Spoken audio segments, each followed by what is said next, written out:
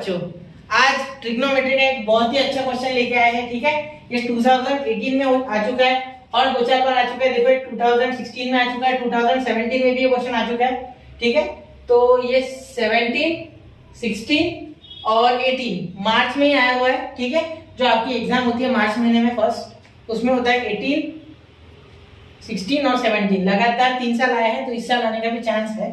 ठीक है, बनता है इसका एक बार सॉल्विंग।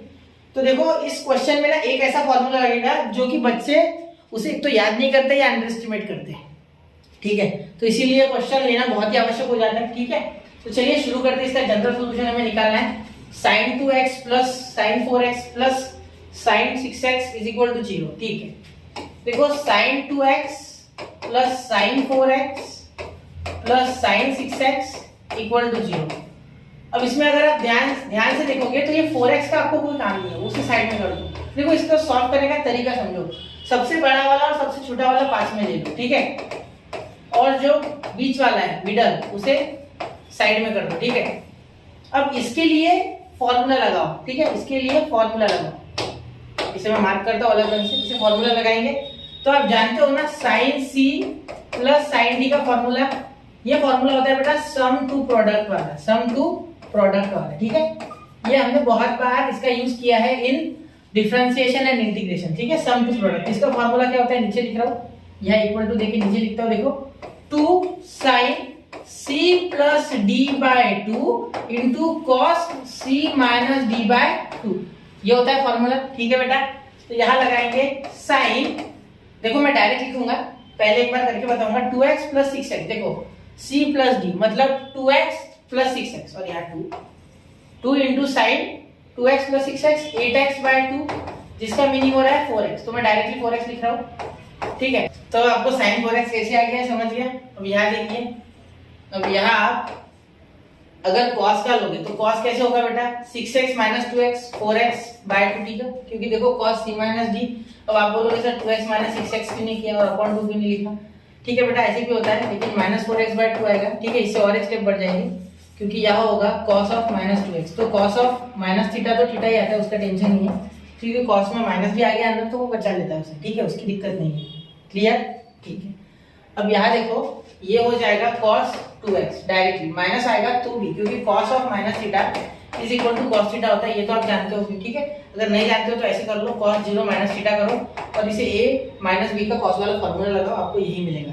ठीक है, चलो मैं करके देखना अगर डाउट है तो। ठीक है, और यहाँ plus sin 4x is equal to 0। ठीक है, अब यहाँ sin 4x क्या आ जाएगा बेटा कॉमन। ठीक है, तो क्या बचा अंदर 2 cos 2x। ठीक है, साथ में प्लस 1 इज इक्वल टू 0। ठीक है, अब यहाँ आपको देखो क्वाड्रेटिक इक्वेशन जैसा हो गया, sin 4x is equal to 0।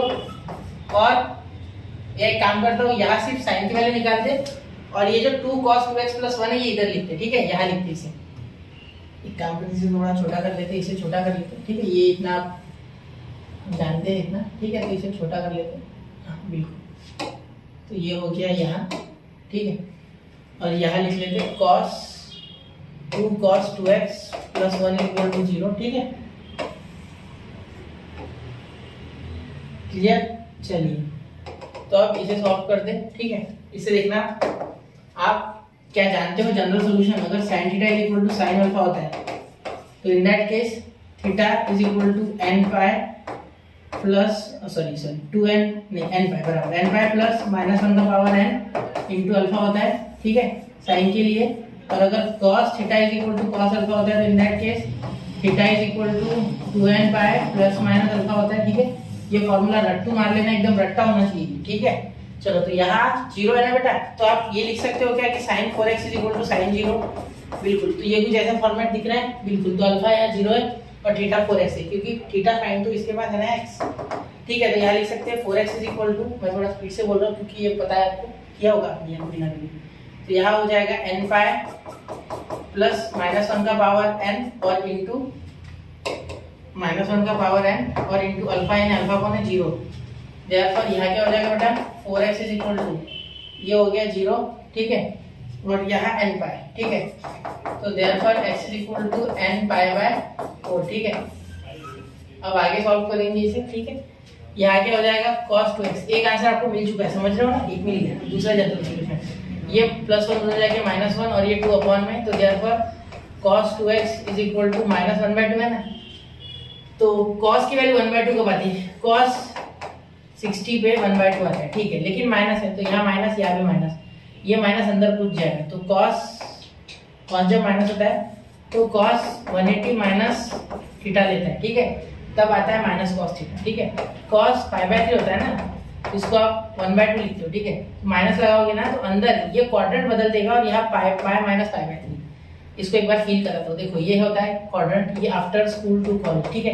यहाँ देखना नहीं है क्योंकि यहाँ भी cos पॉजिटिव, यहाँ भी कोसाइन पॉजिटिव, यहाँ ऑल पॉजिटिव या कोसाइन पॉजिटिव, इसमें होगा मतलब 100% साइन वाले में, इधर मत आना, ठीक है, वही वैल्यू आने वाली है। तो इधर अगर जाना है तो पाई माइनस थीटा, क्योंकि इस क्वाड्रेंट में रहना है, उस साइड जाना है, ठीक है, तो पाई माइनस थीटा, तो इसीलिए pi minus theta is equal to cos pi minus theta is equal to allied angle में होता है माइनस cos थीटा, ठीक है। आप इसको एक्सपांड करके देखना, cos से माइनस b लगा के माइनस cos थीटा मिल जाएगा, ठीक है। चलो, तो यहाँ आपका थीटा का वैल्यू क्या है? cos पाई माइनस π/3, तो यहाँ आपको मिल गया cos 2x is equal to cos 3 into 3 pi minus pi, तो ये हो गया 2π/3। कैसे बेटा? क्योंकि यहाँ 1 into pi 3 into pi 3 pi minus pi upon 3, तो ये 3 पाई माइनस पाई 2 पाई अपॉन 3, ठीक है। Therefore 2x is equal to 2π/3, आपका अल्फा हो गया, तो यहाँ 2π/3 प्लस माइनस, क्योंकि देखो ये हो गया इसके तरफ cos थीटा और cos अल्फा, तो ये हो गया अल्फा और यहाँ थीटा आ गया आपका 2n पाई, तो 2n पाई, ठीक है। Therefore x is equal to n pi plus π/3, ठीक है, प्लस माइनस π/3, क्योंकि यहाँ 2 इधर जब गया इसके साथ भी कैंसिल हो गया, इसके साथ और इसके साथ, ये पूरे कैंसिल, तो हमने 2 से सबको डिवाइड कर दिया, ऐसा भी बोल सकते हो। तो ये एक सॉल्यूशन जनरल, और ये इसे नोट करना 1 2 एंड 3। तो बच्चों अगर ऐसा क्वेश्चन आपको और चाहिए यूनिक तो बताइए, वैसे तो मैं ले रहा हूँ, ठीक है। तो ये बहुत ही अच्छा क्वेश्चन था, एक्चुअली ये डायरेक्ट नहीं मिलेगा आपको कहीं, और सोल्यूशन मिलेगा तो समझेगा नहीं इस तरीके से, ठीक है। तो अब ये आपको समझ गया होगा, अगर इसमें कोई भी डाउट है तो कमेंट करो, मैं और एक बार वो डाउट भी क्लियर कर दूंगा, ठीक है। और ये क्वेश्चन खुद से करके देखना, क्वेश्चन नंबर 2016 का और 2017 का तो सेम है।